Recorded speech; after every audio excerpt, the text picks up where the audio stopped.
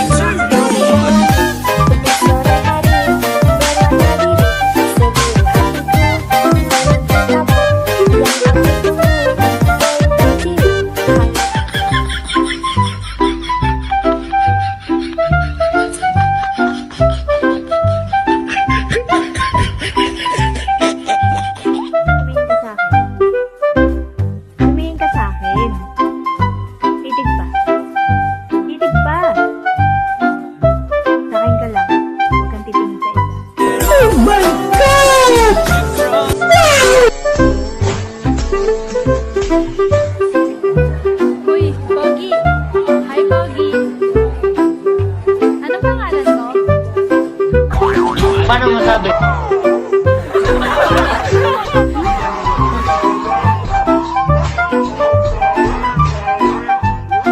Miss, anong hanap mo sa isang lalaki? Yung hindi naninigarilyo, hindi nainom ng alak, yung walang bisyo, Ano pa? basta yung matino. Hanap ka ng matinong lalaki? Bakit? Matinong babae ka ba? Ba't parang masama ang loob niyo, ha?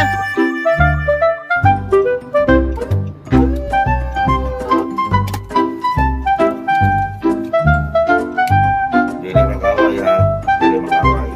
Ihagpig ako sa kakusa. Taas ang duha kamot. Taas inyong kamot, taas. Taas ang kamot, para di mo dakpon. Itaas ang kamot, para di mo dakpon. I-shake, i-shake. I-shake, i-shake. Very good, very good. Hug and hug. Lakos, lakos. Very good, very good.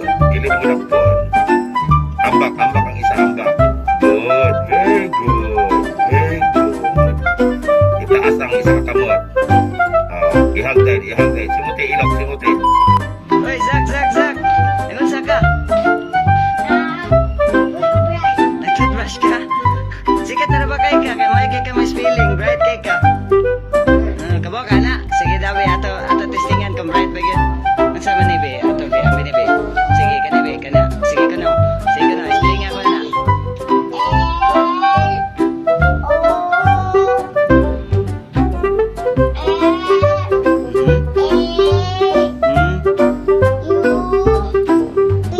Bright lagi deh.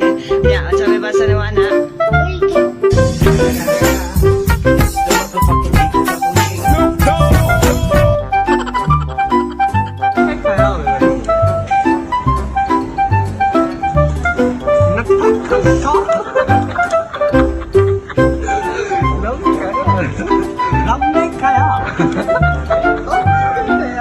Among the dialects, Bisaya lang ang naitala sa Chinese.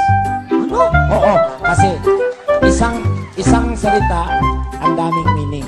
Tulad na Ang sa Bisaya, yung peace, peace. pwede kapayapaan. Peace. Yung peace, pwede mukha. Peace. Yung peace, pwede isda. Peace. Yung peace, kung saan ka nakatira, peace 1, peace 2. Ganun. At saka, pag may kaaway ka, Ano? pwede mo rin gamitin yung peace. Ano peace? Peace tea.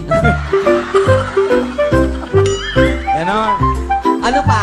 Yung pale. Pale. Yung pale, pwede timba. Timba. Yung pale, namumutla. Yung pale, nagbabalat. Oh, Yung pale, yung past tense ng polo, ay pale. Tapos, pa nag-text ka, tapos hindi na-send? Message sending pale. Nadimonyo ka.